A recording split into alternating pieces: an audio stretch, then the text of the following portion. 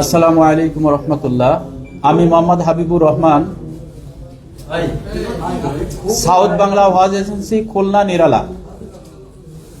আমি ওনার থেকে টিকিট করেছিলাম টিকিট কিংডম থেকে উমরার জন্য। টিকিটগুলো পাওয়ার পরে যেদিনকে আমার এয়ারপোর্ট থেকে ফ্লাই হবে, আমি এয়ারপোর্টে যেয়ে যখন সাবমিট করি, আমার টিকিটগুলো এয়ারপোর্ট থেকে বলে এই নামে কোনো টিকিট নাই। তখন আমরা ওখান থেকে ফিরে ওনার অফিসে যাই।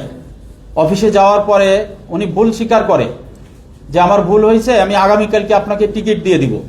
এই মর্মে উনি 300 টাকা স্ট্যাম্পের উপরে আমাদেরকে 104 জন হাজির টিকিট দেওয়ার প্রতিশ্রুতি দেয়।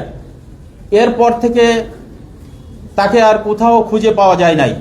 তার অফিসে যোগাযোগ করে পাওয়া যায় নাই, তার বাড়িতে যেয়ে পাওয়া যায় নাই।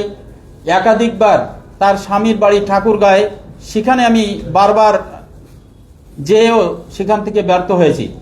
এবং বর্তমান সরকারের উচ্চ পর্যায়ের সহযোগিতায় যারা আছেন ঠাকুরগাঁয় স্থানীয় নেতা, তাদের কাছেও আমি বারবার জিনিসটা জানাইছি। তারা শোনার পরে তার সঙ্গে যোগাযোগ করেছে এবং আমাকে প্রতিশ্রুতি দিছে যে অবশ্যই আপনাদের মক্কা মদিনার মেহমান তাদের সযত্নে তাদের টাকাটা যাতে রিটার্ন পায় আমরা চেষ্টা করব। কিন্তু কখনো সে চেষ্টাও তারা করি নাই।